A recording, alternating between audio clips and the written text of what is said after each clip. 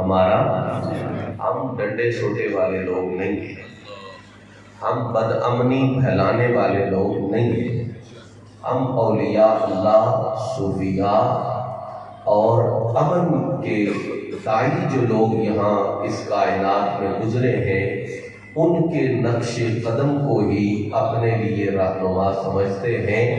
ہمارا اسلحہ وہ حضور نبی پاک علیہ السلام کی محبت ہے اور نبی پاک علیہ السلام سے رشتہ ہے۔ علامہ نے کہا تھا یہ فاقہ کش جو موت سے ڈرتا نہیں ذرا، روح محمد اس کے بدن سے نکال دو۔ حالانکہ اقبال پوری دنیا پھر کے آیا تھا، اسے پتا تھا کہاں کیا موجود ہے، لیکن اس نے یہ تجزیہ پیش کیا کہ اگر مسلمان کے پاس کوئی ایسی دولت ہے کہ جس کے ہوتے ہوئے یہ تب دست نہیں ہو سکتا، ایسی قوت ہے جس کے ہوتے ہوئے یہ کمزور نہیں ہو سکتا، تو وہ اس امتی کا نبی پاک سے رشتہ ہے۔ لیکن لفظ کیا استعمال کیے؟ روح محمد۔ اس کا مطلب یہ ہے کہ حضور کے بغیر یہ خالی اور بیکار ڈھانچہ ہے، اس کی کوئی قیمت اور وقت نہیں ہے۔ اگر اس وجود کی کوئی قیمت ہے، کوئی وقت ہے، تو حضور صلی اللہ علیہ وآلہ وسلم کی ذات اقدس کے ساتھ تعلق کی وجہ سے۔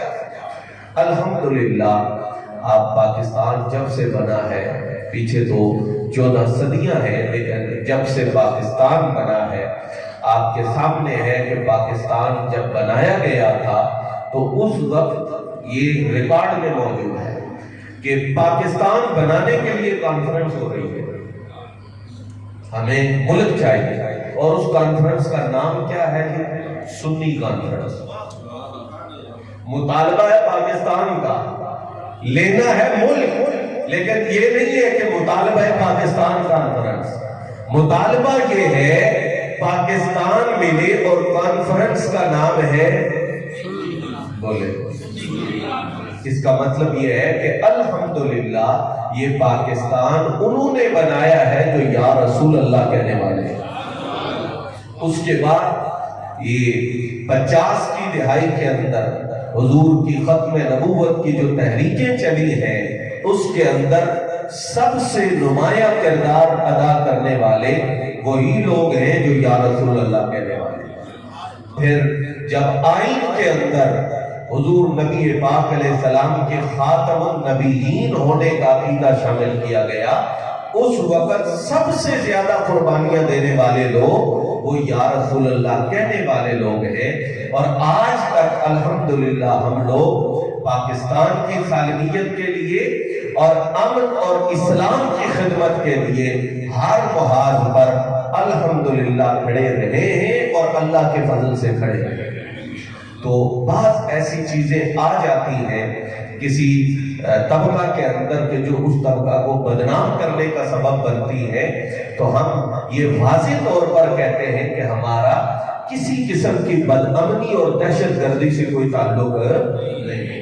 اس کی ایک تازہ مثال میں آپ کو دوں اور اس کی تردید بھی میں عرض کروں کہ اس سال سنا ہے کہ کہیں محفل میلاد مصطفیٰ کے موقع پر یا میلاد شریف کے جلوس کے موقع پر نعوذ باللہ ثم نعوذ باللہ ثم نعوذ باللہ ایک عورت کو، میں وہ لفظ بھی بولنے میں شرمندگی ہوتی ہے، حور بنا کر اور پیش کیا گیا کہ یہ میلاد کا جلوس جا رہا ہے۔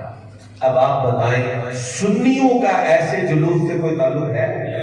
ہم یا رسول اللہ کہنے والے ہیں، ہم میلاد منانے والے ہیں، ہم حضور نبی پاک کی آمد کی خوشی منانے والے ہیں، لیکن اس قسم کی جو خرافات کرنے والے لوگ ہیں، ہم واضح طور پر ان سے برات کا اعلان کرتے ہیں۔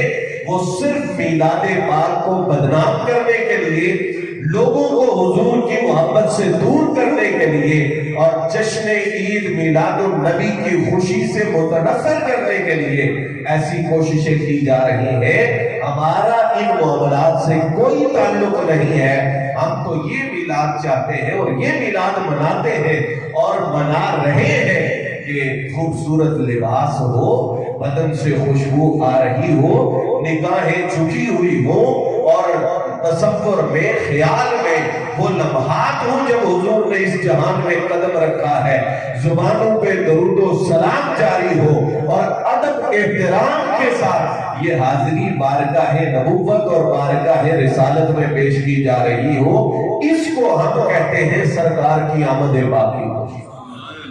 یہی ہمارا شروع سے معمول ہے اور اب بھی ہم اس پر پابند ہیں، کاربند ہیں۔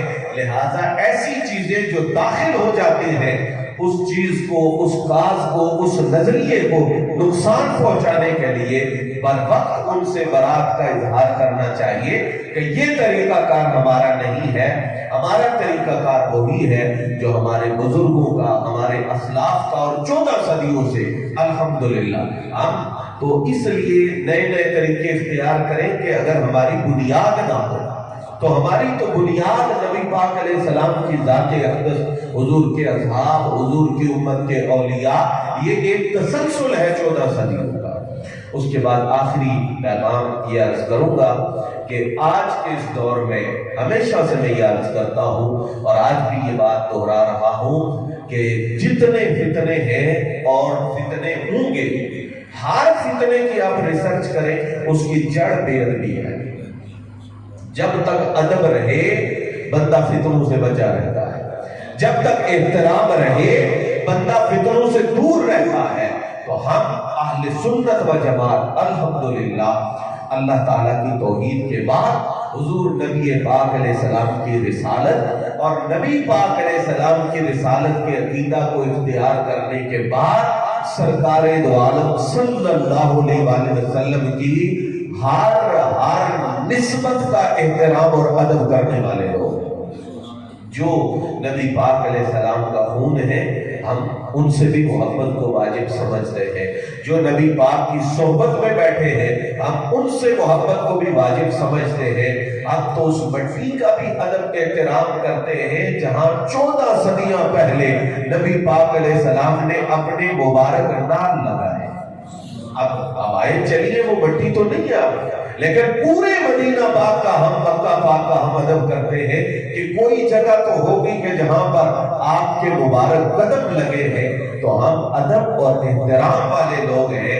ہماری آئندہ نسلیں بھی تب بچے گی فتنوں سے جب ہم انہیں ادب سکھائیں گے، احترام سکھائیں گے۔ یہی سچا طریقہ ہے، یہی ستھرا انداز ہے۔ ہمارے اسلام آباد کے اندر اس وقت پنڈی تھا تو ایک مدرسہ سے ایک طالب علم گولڈا شیخ میں حاضر ہوا۔ حضرت بابو جی رضی اللہ تعالیٰ عنہ کا زمانہ اقدس تھا، تو وہ طلباء سے، وہاں پر علماء سے محبت کا جو سلسلہ ہے آستان پاک پر سب لوگ جانتے ہیں۔ تو وہ طالب علم آیا تو اس سے پوچھا کہ بچے کیا پڑھتے ہو، کہاں پڑھتے ہو؟ اس نے کہا جی میں دین پڑھ رہا ہوں، تفسیرات پڑھ رہا ہوں، فلاں جگہ پڑھ رہا ہوں۔ تو آپ نے ایک جملہ فرمایا کہ یہ لوگ ادب والے نہیں ہیں، اگر ایمان بچانا ہے تو یہاں سے چلے جائیں۔ تو اس نے عرض کیا جی میں کہاں جاؤں؟ تو اس وقت کے حساب سے آپ نے فرمایا کہ اس وقت میری نظر میں سید احمد سعید کاظمی رحمت اللہ علیہ ملتان میں ہے، ان کا مدرسہ ہے، ان کا ادارہ ہے، تو آپ وہاں چلے جائیں، جا کر وہاں تعلیم حاصل کریں۔ چونکہ اس طرح مدرسوں کا زیادہ ہونا یا ہر جگہ مدارس کا میسر ہونا یہ اس دور میں نہیں تھا۔ تو وہ طالب علم وہاں سے چلا آپ کے حکم کو لے کر تو ملتان پہنچا۔ حضرت کاظمی صاحب علیہ رحمت کے سامنے گیا تو آپ نے مسکرا کر فرمایا ایمان بچا کے آگے۔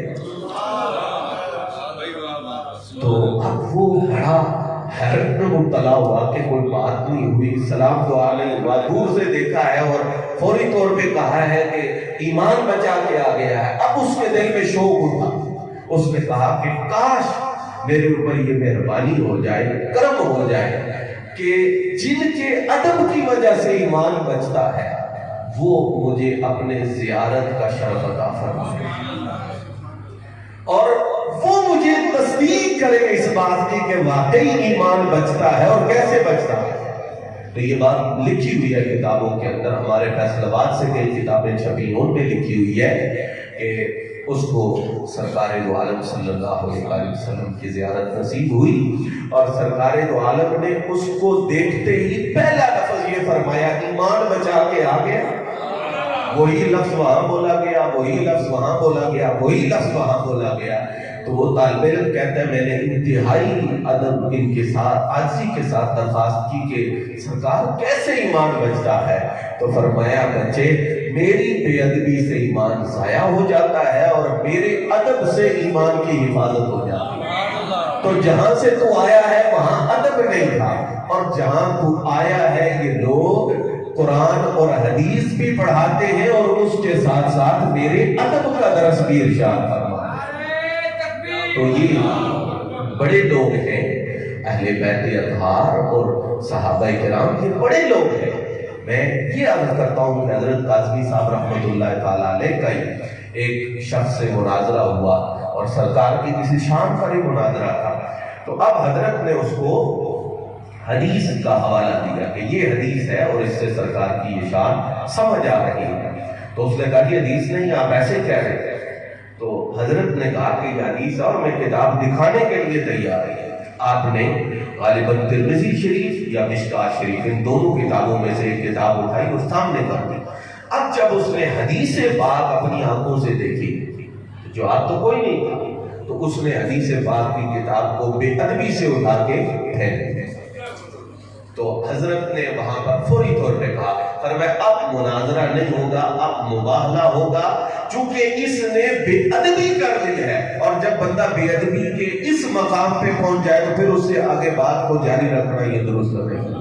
فرمایا میں دعا کروں گا کہ جو ادب والا ہے، جو اللہ رسول کی بارگاہ میں مقبول ہے، اس کو کوئی نقصان نہ ہو، اور جو بے ادب ہے اللہ ایک ہفتے میں اس کو نشان عبرت بنا کے موت دے۔